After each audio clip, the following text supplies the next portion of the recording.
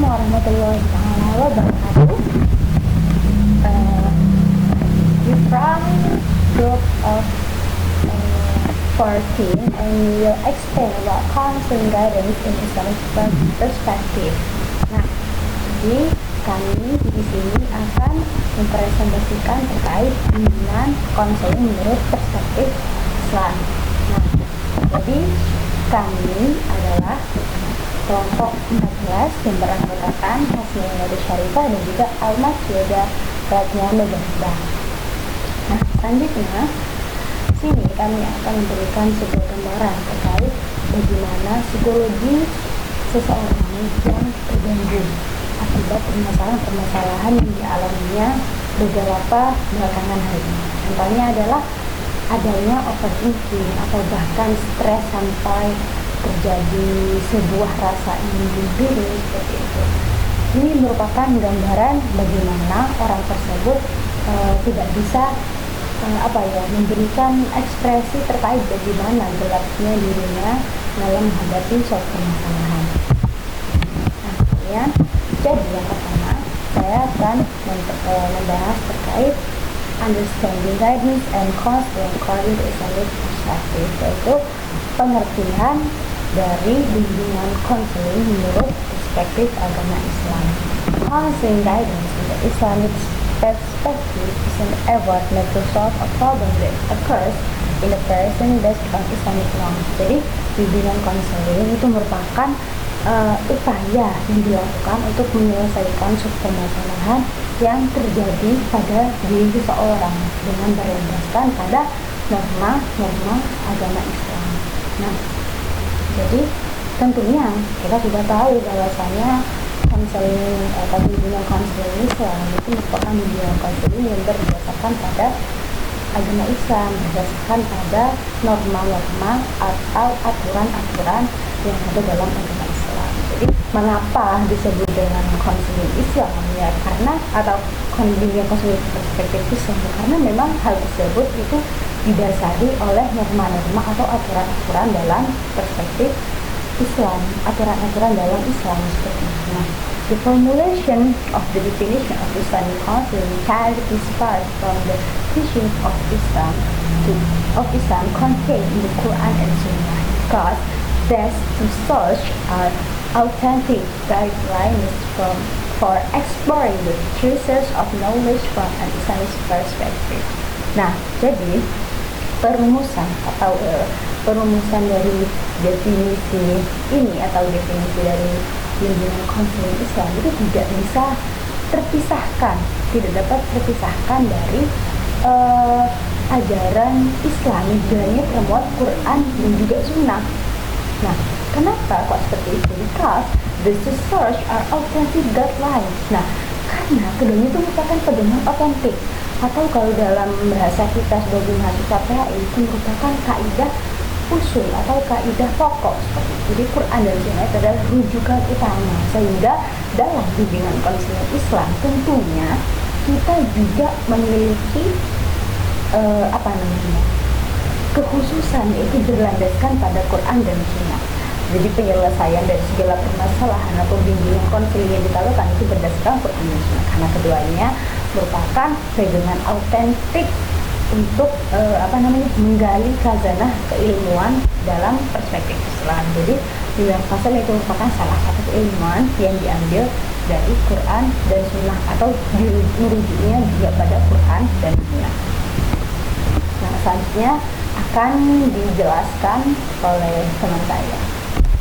The basic of counseling guidance according to Islamic perspective, yakni landasan bimbingan konseling menurut perspektif Islam. The main foundation of Islamic counseling guidance is the Quran and Hadith, yang mana landasan utama dari bimbingan konseling Islam sendiri itu merujuk kepada Al-Quran dan Hadis. Both are the main source of guidance for Muslim in living their life. yang mana keduanya itu merupakan sumber pedoman utama bagi umat Islam sendiri dalam menjalani kehidupan. The Quran not only regulates the procedure for worship, but also provides guidance in solving various life's problems, including emotional and social and spiritual problems. Al-Quran itu tidak hanya mengatur bagaimana kita caranya beribadah, tata cara beribadah, tetapi juga memberikan panduan dalam menyelesaikan berbagai permasalahan hidup, termasuk masalah emosional, masalah sosial, dan kemudian masalah spiritual. As the word of Allah Subhanahu wa Ta'ala in the Holy Quran, Surah Al-Isra, verse 82. A'udzu billahi minasyaitonir rajim. Bismillahirrahmanirrahim. Wa nunazzilu minal Qur'ani ma huwa shifaa'un wa rahmatun lil mu'minin wa la yazidu adh-dhalimina illa khasara. That meaning, and we send down from the Quran something that is a remedy and mercy for those who believe, and the Quran does not add anything to the wonders other than loss. Quran Surat Al-Isra verse 82, yang mana artinya wa nunazzilu minal Quran, dan kami turunkan Al-Quran, ma huwa sifa, yang mana dari Al-Quran sendiri itu menjadi sebuah penawar atau obat, wa rahmatul lil mu'minin, dan rahmat bagi orang mukmin, wala yazidu, dan Allah tidak akan menambah zalimina kepada orang-orang yang zalim, illa khosara, melainkan sebuah kerugian. Seperti itu. Jadi ayat ini itu menegaskan bahwa Al-Quran sendiri itu memiliki peran yang sangat penting dan solusi bagi segala bentuk aspek permasalahan yang dialami manusia, yang mana ayat Al-Quran itu diturunkan juga beriringan sebagai pedoman yang bisa diambil oleh umat muslim sendiri. Al-Quran juga memberikan petunjuk dan penawar atau syifa atau obat untuk membantu setiap individu yang sedang mengalami kesulitan, dan itu juga dari berbagai aspek, baik dari segi psikologis maupun spiritual. Psikologis yakni hubungan kita dengan antara manusia, kemudian spiritual kita yakni hubungan kita dengan Tuhan kita atau Allah, jadi hubungan antar ibadah kita, yang mana oleh karena itu dalam praktik bimbingan dan konseling Islam sendiri, Al-Quran itu juga menjadi rujukan utama untuk memberikan bantuan kepada individu, termasuk terutama orang muslim, untuk memahami masalah mereka dan mencari solusi yang sesuai dengan syariat Islam sendiri. Selain itu, the hadith of the Prophet Muhammad SAW is also an important foundation in Islamic guidance and counseling, yang mana selain Al-Quran, hadis Nabi Muhammad SAW juga menjadi landasan penting dalam bimbingan konseling Islam sendiri. The Prophet Muhammad SAW say khairun nas anfa'uhum linnas, yakni the meaning, the best people are those who are most useful to others, yakni sebaik-baik manusia itu yang bermanfaat bagi sesamanya. Hadis riwayat Ahmad. Jadi selain Al-Quran sendiri, hadis dari Nabi Muhammad SAW juga menjadi landasan utama bagi umat manusia, terutama umat muslim, sebagai landasan penting dalam bimbingan dan konseling Islam sendiri. Yang mana Rasulullah kan juga dikenal sebagai pembimbing atau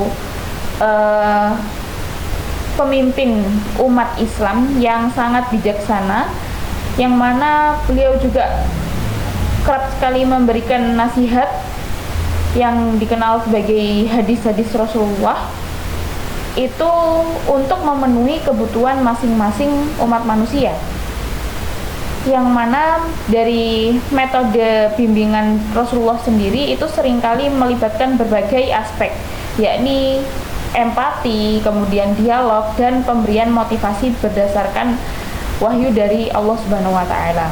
Yang termasuk salah satunya tadi khairun nas anfa'uhum linnas, yakni sebaik-baik manusia adalah yang bermanfaat bagi sesamanya. Yang mana hadis ini juga mengajarkan bahwa manusia itu juga harus memberikan bantuan kepada sesamanya. Yang mana umat manusia itu kan memiliki banyak sekali permasalahan dalam hidup, yang mana kita sebagai manusia sendiri itu dianjurkan untuk saling membantu kepada sesama kita dan saling memberikan solusi supaya kehidupan di dunia sendiri itu menjadi lancar dan baik. Dan dalam kehidupan yang modern ini, landasan Al-Quran dan hadis juga sangat penting diaplikasikan terutama bagi umat muslim, yang mana harapannya bimbingan dan konseling Islam sendiri itu menjadi sarana untuk mencapai kedamaian batin atau spiritualnya kita, kemudian solusi hidup dan keseimbangan spiritual sesuai ajaran agama Islam. We will explain about the purpose of guidance and counseling according to Islamic perspective. Nah, jadi selanjutnya kita nih akan membahas terkait apa sih tujuan dari bimbingan konseling Islam itu. Nah, yang pertama ada dua tujuan. Pertama ada general objectives, yaitu the individual can control himself in a better direction to obtain the pleasure of Allah Subhanahu wa taala. Jadi itu ada pertama itu adalah tujuan general ya, tujuan secara general. Yang pertama itu bagaimana seorang individu dapat mengontrol dirinya untuk menjadi lebih baik dalam menggapai ridha Allah Subhanahu wa taala. Nah, jadi tujuan utamanya adanya konseling Islam ini yaitu ya untuk apa? Agar kita bisa menggapai ridha Allah. Nah, misal nanti ada tujuan kayak kita mau sembuh, oke, boleh kita itu mau sembuh dari kesakitan tersebut. Tapi setelah kita menelisik ulang, kita sembuh agar kita sehat agar kita bisa beribadah kepada Allah. Dalam artian untuk tujuan utamanya yaitu adalah untuk mendapatkan ridha Allah gitu. Jadi tujuan utama itu kita kembali kepada bagaimana kita bisa mendapatkan ridha Allah Subhanahu wa taala. Itu dalam perspektif besar tujuan bimbingan konseling secara general. Nah, kemudian yang kedua ada specific objective, yaitu tujuan spesifik dari bimbingan konseling Islam. Apa itu? Yaitu prevent someone from getting a problem, yaitu mencegah seseorang dari mendapatkan suatu permasalahan. Emangnya bisa kita mencegah seseorang untuk mendapatkan masalah? Kan kalau masalah itu memang manusia diciptakan ya untuk menyelesaikan permasalahan. Manusia akan diberikan cobaan memang, namun sebenarnya ada kelanjutannya, itu so that someone can control a situation and condition to become better in order to address a problem for both themselves and others.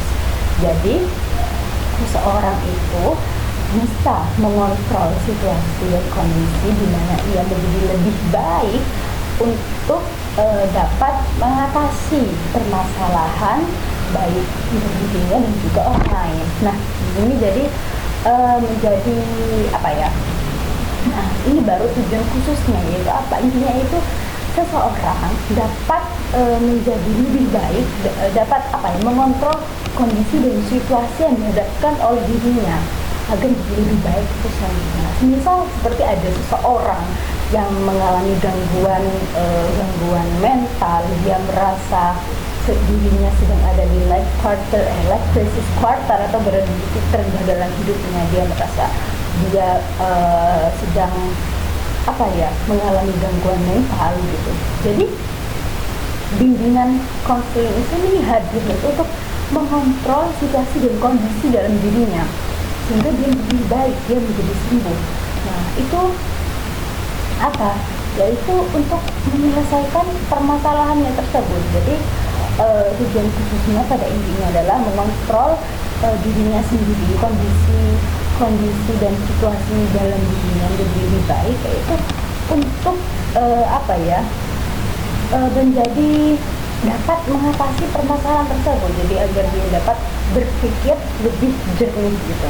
Bagaimana dalam permasalahan tersebut bisa dilakukan gitu. Makanya adanya bimbingan konseling sama dia dapat berpikir atau mengendalikan sesuatu yang pikiran atau pemikiran yang ada di dalam dirinya. Function of guidance and counseling in the Islamic perspective, yang mana ini adalah fungsi bimbingan konseling menurut perspektif Islam. Guidance and counseling in Islam is based on the value of the Quran and Hadith, which provides guidance on how to solve problems in a way that is in according with the Sharia. The function of guidance and counseling is in line with the command of Allah Subhanahu wa Ta'ala in the Holy Quran. Bimbingan dan konseling Islam sendiri itu berlandaskan pada nilai-nilai Al-Quran dan Al-Hadis, yang mana itu memberikan pedoman bagaimana menyelesaikan masalah dengan cara yang sangat sesuai dengan syariat. Dan fungsi dari konseling sendiri ini juga sejalan dengan perintah Allah Subhanahu wa Ta'ala di dalam Al-Quran, in the Holy Quran.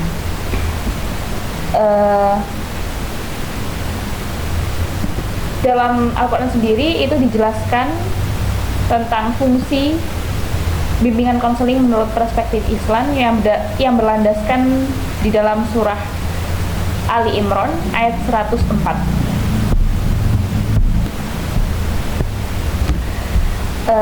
A'udzu billahi minasyaitonir rajim. Bismillahirrahmanirrahim. Waltakum minkum ummatun yad'una ilal khairi wa ya'muruna bil ma'rufi wa yanhauna 'anil munkar wa ulaika humul muflihun. Dan hendaklah di antara kamu itu ada segolongan umat yang menyeru kepada kebajikan, menyuruh kepada yang ma'ruf dan mencegah dari perbuatan yang mungkar, dan mereka itulah orang-orang yang sangat beruntung.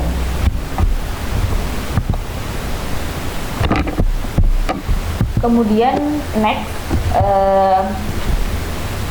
function of guidance and counseling in the Islamic perspective. The first is preventive function atau fungsi pencegahan.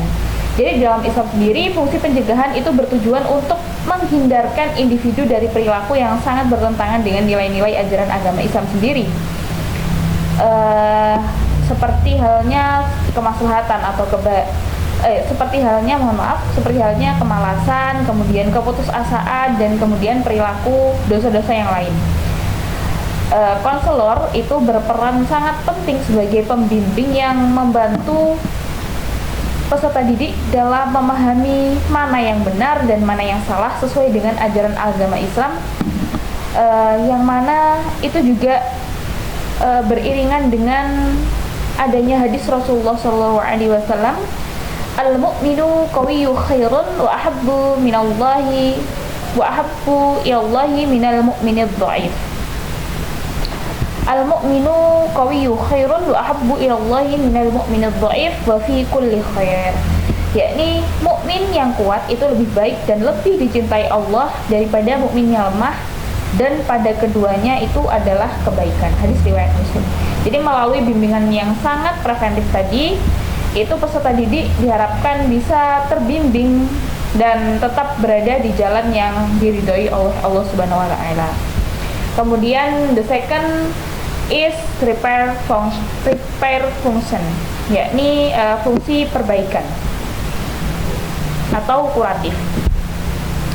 Fungsi perbaikan sendiri dilakukan supaya membentuk individu yang telah mengalami kesalahan atau permasalahan agar supaya bisa kembali ke jalan yang benar. Di dalam Islam sendiri itu juga sejalan dengan konsep taubat atau kembali kepada Sang Robbi atau Allah yang mengajarkan bahwa manusia itu diperbolehkan memperbaiki jadi manusia itu diperbolehkan untuk memperbaiki kesalahannya selama ia juga berniat untuk taubat, yakni taubat nasuha gitu. Jadi ini juga beriringan dengan firman Allah Subhanahu wa taala dalam Quran surat An-Nur ayat 31. Wa tubu ilallahi jami'an mu'minuna la'allakum tuflihun. Dan bertaubatlah kamu semua kepada Allah, wahai orang-orang yang beriman, agar kalian semua itu beruntung. Jadi melalui fungsi ini, konseling Islam juga berusaha membantu individu untuk tidak mengulangi kesalahan yang sama dan memperbaiki atau bertaubat kepada Allah Subhanahu wa taala. Kemudian yang ketiga adalah development function atau fungsi pengembangan. Yang mana fungsi pengembangan dalam Islam sendiri itu adalah menggali potensi fitrah manusia yang telah Allah karuniakan, seperti halnya potensi kecerdasan, kemudian kecerdasan bakat, kemudian keterampilan. Dan Islam juga memandang bahwa setiap individu itu memang mempunyai potensi untuk menjadi lebih baik dari sebelumnya, sebagaimana disebutkan juga dalam Al-Quran surat At-Tin ayat 4, laqad khalaqnal insana fi ahsani taqwim. Jadi sungguh kami telah menciptakan manusia dalam bentuk sebaik-baiknya. Jadi kita itu nggak boleh sering merasa minder, sering merasa tidak bisa apa-apa, karena Allah itu menganugerahkan kita itu dengan kelebihannya masing-masing. Nah, seperti itu. Jadi dalam hal ini, konselor juga berperan untuk membantu peserta didik mengenali bakat dan minat mereka dan kemudian mengarahkannya kepada jalan yang sangat sesuai dengan syariat, serta memotivasi mereka agar potensi yang dimiliki atau bakat yang dimiliki itu tadi dapat dimanfaatkan untuk kebaikan dirinya sendiri dan kebaikan kepada sesamanya atau dimanfaatkan kepada masyarakat di sekitarnya. Kemudian yang keempat adalah understanding function atau fungsi pemahaman.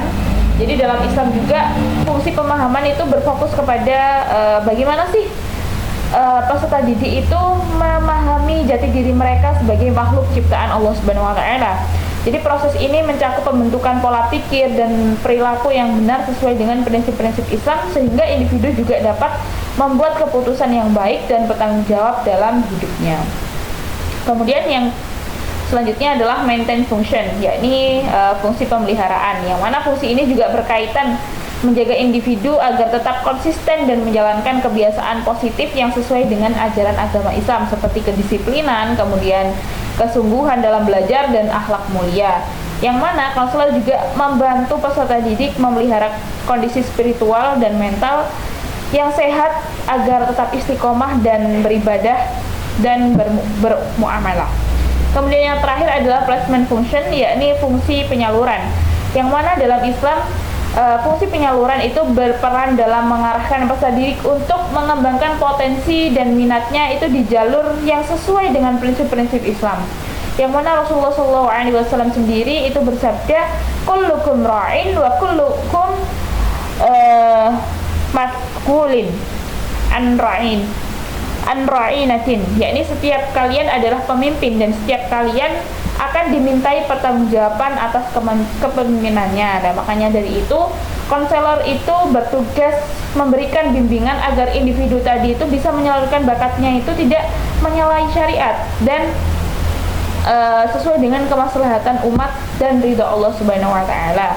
Jadi dalam perspektif Islam sendiri, bimbingan konseling itu memiliki fungsi yang sangat integral dengan mendukung pendidikan dan peserta didik. Yang mana dalam Islam sendiri dan di dalam nilai-nilai Al-Quran dan hadis, bimbingan konseling dalam Islam itu juga memberikan pendekatan holistik untuk mengatasi tantangan kehidupan baik dalam konteks pendidikan maupun kehidupan sehari-hari. Dan konseling jadi Ini karena akan jelaskan terkait metode dari bimbingan konsul Islam. Nah, yang pertama ada the exemplary method, yaitu metode keteladanan. Jadi di sini kita menggunakan metode keteladanan seperti apa? Jadi dalam konsul Islam, dalam menangani pasien atau klien, kita bisa menggunakan metode keteladanan. Jadi kita meneladani Rasulullah, seperti misal Rasulullah setelah menghadapi permasalahan seperti ini. Rasulullah itu pernah misal berada di titik rendah seperti halnya beliau yang hijrah ke Taif, lalu dia tiba-tiba diusir. Nah, itu kan merupakan kisah teladan di mana dia memutuskan untuk melakukan kesabaran gitu. Dia melakukan terapi dengan berdoa kepada Allah Subhanahu wa taala. Nah, hal ini ada dalam Al-Qur'an, yaitu dalam surah Al-Ahzab ayat 21. Ini laqad kana lakum min Rasulillahi uswatun hasanah liman kana yarjullaha wa kana Allahu ghafurur rahima. Nah, jadi Rasulullah itu merupakan suri tauladan terbaik atau suri tauladan paling baik gitu. Jadi nggak ada yang bisa melebihi Rasulullah. Jadi kita itu memberikan keteladanan bagi klien kita itu, bagi penghijrah. Rasulullah dia juga pernah ada masalah itu gini. Jadi beliau itu merasakannya tuh gini, bagi doa sama Allah gitu. Beliau membaca beberapa penenang hati gitu, ada dalam Al-Quran seperti itu. Nah, kemudian yang kedua apa? Awareness method, yaitu penyadaran. Dari penyadaran itu memberikan suatu nasihat gitu, memberikan suatu target atau memberikan pengingat gitu, bagi seorang yang tengah mengalami permasalahan. Seperti hanya kita memberikan pengingat bahwasanya Rasulullah itu dalam pendidikan, misalnya kayak ada anak yang sudah mulai nakal atau sudah tidak ada wirah dalam dirinya untuk mengaji, maka kita lakukan adalah memberikan nasihat, memberikan peringatan. Misal dalam hadis itu ada talabul ilmi fardhatun ala kulli muslimin. Jadi ilmu itu hukumnya wajib bagi seorang muslim. Jadi kan jangan malas-malasan gitu. Kenapa hukumnya wajib? Bahkan itu man salaka tariqan lahu ilallah sahlallahu lahu tariqan ila jannah. Jadi ketika seseorang itu dalam keadaan dia menuntut ilmu, maka dia sebab Allah dimudahkan jalan menuju surga. Itu merupakan salah satu bentuk nasihat atau target agar dia itu mendapatkan semangatnya kembali. Jadi dalam lingkungan Islam ini diberikan semangat baru seperti itu. Nah, kemudian bahkan dalam kala Rasulullah SAW itu juga memberikan sebuah penyadaran atau peringatan gitu kepada sahabat. Jadi melalui Quran itu dia diabadikan ya ayyuhalladzina taqu rabbakum inna zalzalatas sa'ah syai'un 'adzim. Jadi ada sesuatu mengingatkan bahwa di Quran itu ada kiamat itu adalah sesuatu yang paling besar. Kejadian itu jadi tidak bisa digambarkan. Jadi Rasulullah mengingatkan untuk kita selalu beribadah kepada Allah gitu. Nah, itu merupakan salah satu bentuk penyadaran. Mungkin saat itu sahabat sedang mengalami krisis atau ada di masa yang tidak terlalu rajin. Makanya Rasulullah itu memberikan semangat seperti itu, memberikan peringatan seperti itu. Itu dari kiamat itu sangat besar. Nah, jika diimplementasikan zaman sekarang, banyak sekali tentunya kita temukan, yaitu seperti halnya anak-anak yang mungkin sudah merasa dia itu nakal, seperti yang sudah saya jelaskan tadi. Maka yang dilakukan adalah yaitu dengan memberikan nasihat berupa hadis atau Quran atau nasihat tentang kehidupan sehari-hari yang berbau Islami. Nah, kemudian atau jika dapat masalah dia ada itu terendah dalam hidupnya, maka bisa memberikan ayat dengan baik terpulang nggak usah. Jadi Allah Subhanahu Wa Taala itu nggak mungkin gitu memberikan kamu cobaan, namun di luar batas kamu tuh nggak mungkin. Jadi diberikan suatu kesadaran terkait permasalahan yang dialami, sehingga diharapkan di situ konseli atau orang yang berobat atau klien itu jadi berpikir gitu, bisa berpikir aja ya, jadi dia ada rasa tenang mau sembuh gitu, seperti itu dari penyakit, dari gangguan yang tengah menghadapi. Nah, kemudian yang selanjutnya ada logical reasoning method, itu penerapan logis. Nah, penerapan logis itu seperti apa? Nah, ini contohnya seperti halnya Nabi Ibrahim mengalami suatu suatu kayak kegelisahan gitu.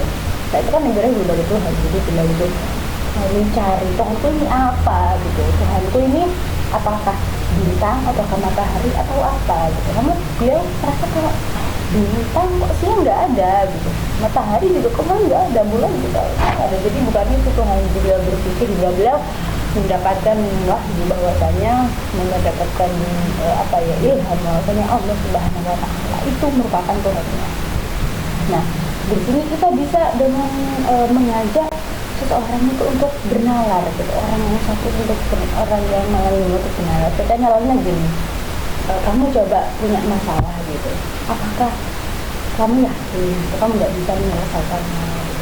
Kemudian sama orang tersebut dijelaskan oleh pembimbingnya, dijelaskan bahwa kamu itu loh bisa sembuh karena apa? Karena di Al-Quran dijelaskan baik dari Tuhan macam nilai usaha logikanya. Ketika kamu mendapatkan satu masalah, nggak mungkin kamu tuh nggak kuat gitu, kamu diberikan permasalahan tersebut. Nah, jadi itu merupakan bentuk logical reasoning method. Entah logical method itu jadi menggunakan metode kisah. Jadi penyelesaian itu memberikan kisah-kisah contoh atau orang yang menurut saya itu paling cocok dijadikan kisah itu seperti ini kisah Rasulullah, bagaimana beliau tidak mengalami trauma. Kalau zaman sekarang itu trauma ya, kayak beliau seperti sudah tinggal ayah ibu, tapi beliau dirawat mamanya, dan jadi dia tidak mudah gitu. Apalagi beliau ketika mendapatkan Islam wahyu, beliau juga bersama beliau 2 hari, apa itu sudah memberikan dampak psikologis, sebenarnya memberikan. Beliau selalu mendapatkan Allah dalam hatinya, selalu mendapatkan Quran dalam hatinya, sehingga ada ungkapan bahwasanya bagaimana ala inna awliya Allah la khaufun alaihim. Jadi orang-orang yang memang wali Allah atau orang-orang yang dekat dengan Allah itu tidak jadi ketakutan. Jadi dengan kita selalu berpegang teguh pada Quran dan hadis, kita selalu memiliki spiritual yang tinggi, insya Allah kita akan meminimalisir terjadinya gangguan kesehatan mental seperti itu. Jadi itu merupakan salah satu dari metode konseling Islam. Selanjutnya yang dijelaskan oleh teman saya. Okay, the next is implementation of guidance to counseling in Islam, yakni implementasi bimbingan konseling di dalam Islam.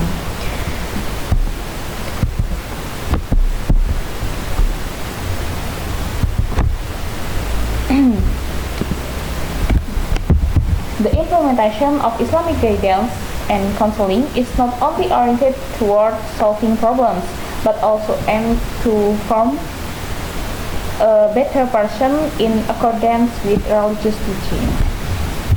Jadi implementasi bimbingan dan konseling Islam sendiri itu tidak hanya berorientasi pada penyelesaian masalah saja, tapi juga banyak aspek, dan juga bertujuan untuk membentuk pribadi yang lebih baik dan sesuai dengan ajaran agama Islam sendiri. Some aspect of the implementation of guidance and counseling in Islam. Jadi ada beberapa aspek implementasi bimbingan dan konseling dalam Islam. The first is ruqyah and the second is hisbah. Okay, next. Ruqyah in terms of language, di dalam atau secara bahasa,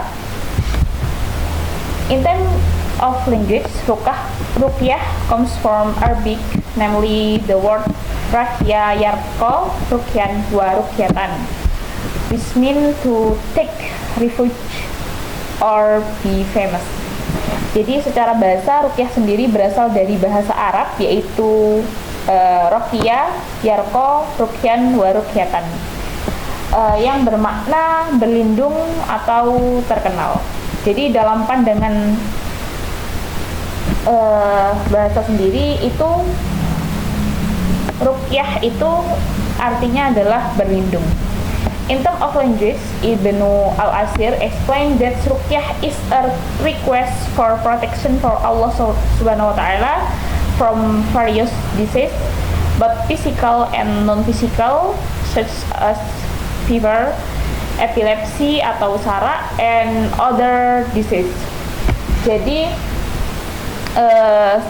dalam pandangan bahasa juga Ibnu Al-Asir menjelaskan bahwasanya ruqyah itu adalah permohonan perlindungan kepada Allah Subhanahu wa Ta'ala dari berbagai macam penyakit, baik secara fisik maupun non fisik, seperti halnya demam, kemudian epilepsi atau sarok, dan penyakit-penyakit lainnya. Di dalam ruqyah sendiri maknanya sangat luas. Bahwasanya ruqyah juga memiliki tujuan yang mana itu mengusir dari mudarat atau kerusakan, dan ruqyah sendiri itu bukan sihir, tapi dia itu adalah suatu solusi dari Islam sendiri untuk menghilangkan sesuatu yang tidak mendatangkan manfaat kepada manusia, atau sebaliknya dia itu mengusir hal-hal yang mendatangkan mudarat atau kerusakan, dan ruqyah itu menjadi tameng dari itu semua. Kemudian ruqyah dalam dalam konteks konseling dan psikoterapi, ruqyah juga diartikan sebagai metode penyembuhan yang berbasis dalam ajaran agama Islam, yang mana ruqyah sendiri itu sebuah metode yang menggunakan bimbingan dari Al-Quran dan As-Sunnah, baik berupa bacaan ayat-ayat suci Al-Quran maupun doa-doa yang diajarkan Rasulullah SAW. Jadi ruqyah itu mencakup penyembuhan penyakit fisik, kemudian mental, kemudian moral dan spiritualnya kita. Dengan demikian, terapi ini menggabungkan pendekatan spiritual dan prinsip-prinsip dari psikoterapi dari Islam sendiri. Kemudian tujuan dari terapi ruqyah sendiri dalam konteks Islam itu juga sangat banyak sekali. Yang pertama itu dalam ruqyah sendiri itu bisa untuk menyembuhkan gangguan jiwa. Gangguan jiwa yang seperti apa? Nah, biasanya itu orang-orang itu banyak yang terkena misalnya gangguan kejiwaan itu kayak depresi, kemudian rasa cemas yang terlalu berlebihan, atau kalau dalam zaman sekarang itu adalah anxiety, kemudian bisa juga untuk menyembuhkan stres, kemudian bisa juga menyembuhkan gangguan bipolar. Jadi bipolar itu seperti orang yang berpribadian ganda. Jadi kadangnya memiliki sifat yang seperti ini dan sebaliknya. Kemudian yang kedua adalah mengatasi gangguan psikomatik. Jadi gangguan psikomatik sendiri itu adalah kondisi fisik yang dipengaruhi oleh faktor psikologis, seperti halnya ya kayak tadi stres, kemudian trauma. Nah, trauma sendiri itu bisa juga karena mungkin ada permasalahan dari masa lalu yang tidak bisa hilang secara langsung dan terbawa sampai sekarang gitu. Dan ruqyah itu juga bisa untuk menenangkan pikiran, emosi, dan kesehatan fisik yang berkaitan dengan hal-hal psikomatik tadi. Kemudian yang ketiga, meningkatkan kekuatan mental dan spiritual. Jadi ruqyah tidak hanya menyembuhkan, tetapi juga bertujuan untuk meningkatkan kekuatan mental dan spiritual dari seseorang sendiri. Jadi kan di dalam ruqyah sendiri itu kan juga banyak ayat-ayat Al-Quran, kemudian potongan-potongan doa-doa yang berisikan sholawat dan sebagainya. Itu juga bertujuan untuk memperkuat iman dan ketakwaan yang didapatkan melalui bacaan ayat-ayat suci dan doa-doa tersebut, yang mana itu juga bisa membantu individu untuk melawan gangguan spiritual seperti ya was-was, stres, terus gangguan-gangguan dari jin, atau juga rasa keputusasaan yang sering mengganggu mental seseorang. Jadi kan banyak sekarang itu kasus anak-anak pemuda-pemudi seperti halnya banyak kemarin kasus-kasus mahasiswa yang bunuh diri dan sebagainya. Itu mungkin juga bisa ditenangkan melalui ruqyah sendiri. Dan banyaklah kelebihannya. Kemudian yang terakhir adalah membantu individu dalam mencari makna hidup. Jadi kadang kan orang itu ada yang hidupnya itu tanpa tujuan, ya. Kayak misalnya hidup itu tanpa arah. Jadi kayak ya wes, kita sekarang seperti ini ya wes. Jadi yang dijalankan ya wes itu aja. Jadi kayak nggak ada pandangan masa depan yang yang konkret, yang nggak punya gambaran. Aku harus punya target seperti ini dan seperti ini tuh dia nggak punya. Nah itu juga bisa untuk membantu individu mencari makna hidup. Jadi salah satu aspek penting dari terapi ruqyah sendiri itu adalah membantu individu merenungkan ayat-ayat Al-Quran tadi untuk menemukan makna hidup yang lebih mendalam. Ya tentunya dia itu tidak bisa berjalan sendiri, jadi membutuhkan orang yang lebih berpengetahuan, misalnya peruqyah sendiri atau orang yang ahli dalam bidangnya, dan juga membutuhkan ketelatenan dari kita sendiri. Jadi dari dua aspek tadi saling berkaitan gitu. Kemudian metode pelaksanaan terapi ruqyah itu juga melalui beberapa tahapan. Ya mungkin yang pertama itu ya niatnya ditata dulu. Jadi niatnya itu disadarkan penuh itu untuk Allah. Jadi nggak boleh untuk yang lain. Nah gitu. Kemudian yang kedua adalah pembacaan ayat-ayat Al-Quran. Nah, biasanya itu yang dibaca adalah ayat kursi atau Al-Baqarah ayat 255, kemudian mu'awwidzatain, yakni Al-Falaq dan An-Nas. Yang dipercaya bahwasanya kalau di Islam sendiri mu'awwidzatain itu juga ayat-ayat yang bisa menghindarkan diri kita itu dengan gangguan jin. Kemudian yang ketiga itu doa-doa Rasulullah, seperti halnya Bismillahilladzi la yadurru ma'asmihi syai'un fil ardi wala fis sama'i wa huwas sami'ul alim. Jadi diulang-ulang. Itu juga doa-doa yang Rasulullah berikan kepada umat muslim untuk diamalkan. Jadi itu bisa sebagai alternatif ruqyah mandiri untuk diri kita sendiri. Kemudian yang keempat itu peningkatan kesadaran spiritual. Jadi terapi ini sering melibatkan nasihat atau konseling untuk memperbaiki hubungan individu dengan Allah. Jadi misalnya memperbanyak zikir, kemudian memperbanyak sholat. Jadi tidak hanya sholat sunnah, tidak hanya sholat wajib saja, tapi juga bisa diperbanyak sholat sunnahnya, dan kemudian amal baik, jadi amal solih kepada sesama. Okay, next we will explain about hisbah theory. Hisbah theory itu apa? Itu merupakan salah satu implementasi dari Islam. Nah, hisbah is an Islamic counseling activity in the classical Islamic tradition. Hisbah itu merupakan salah satu bentuk bimbingan konseling Islam tradisional. Nah, hisbah means encouraging people to do good deeds that have been abandoned and abandoning bad deeds that have been done. Jadi hisbah itu adalah menyuruh seseorang atau mengarahkan seseorang untuk melakukan kegiatan yang baik dan menyuruhnya untuk menjauhi kegiatan yang buruk, menjauhi perlakuan atau perbuatan yang buruk. Jadi hisbah itu adalah pembersihan diri, pemuhasabahan. Jadi memuhasabah diri seperti itu. Hisbah activity is called ihtisab. Jadi kegiatan hisbah sebenarnya ihtisab. Kegiatannya itu dinamakan dengan kegiatan ihtisab. Nah, the mentor is called imitasi. Jadi kan mentor atau orang yang sedang memberikan ihtisab itu disebut dengan imitasi. While the client is called mutafaqih. Sedangkan orang yang melakukan kegiatan tersebut atau kliennya itu disebut dengan mutafaqih. Nah, kemudian hisbah teori. Hisbah teori ini bagaimana? Yaitu hisbah itu memiliki beberapa teori. Di antaranya yang pertama adalah spiritual development, itu pengembangan spiritual. Nah, jadi pengembangan spiritual itu seseorang itu dituntut untuk meningkatkan spiritualitasnya, itu meningkatkan rasa keagamaannya, dengan melakukan kebaikan atau amar ma'ruf dan menjauhi keburukan atau nahi munkar. Jadi dia itu dituntut untuk tidak melakukan maksiat atau mengurangi maksiat, meminimalisir maksiat seperti itu. Kemudian turning on the mind, yaitu menghidupkan akal. Jadi mulai duduk berpikir, kayak contoh gini, kenapa sih gitu Allah itu memberikan aku cobaan seperti ini?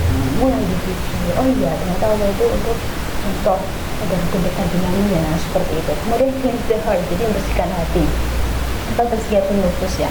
Nah, bersihkan hati itu seperti apa? Itu kita membersihkan hati kita kalau bikin wasiat itu akan menjadi keras gitu. Jadi kita membersihkan hati, yang cara membersihkan hati itu seperti halnya dengan melakukan ibadah, sholat malam, kita baca tangan hati, bersedekah, mengaji Al-Quran. Itu juga tidak mencapai merupakan betul tasbiyatun nufus, itu pembersihan hati. Dan blessing desires, itu menyeimbangkan nafsu. Jadi jangan terlalu mengutamakan nafsu, karena nafsu itu sebenarnya nafsu juga dapat memberikan kayak kita tuh menjadi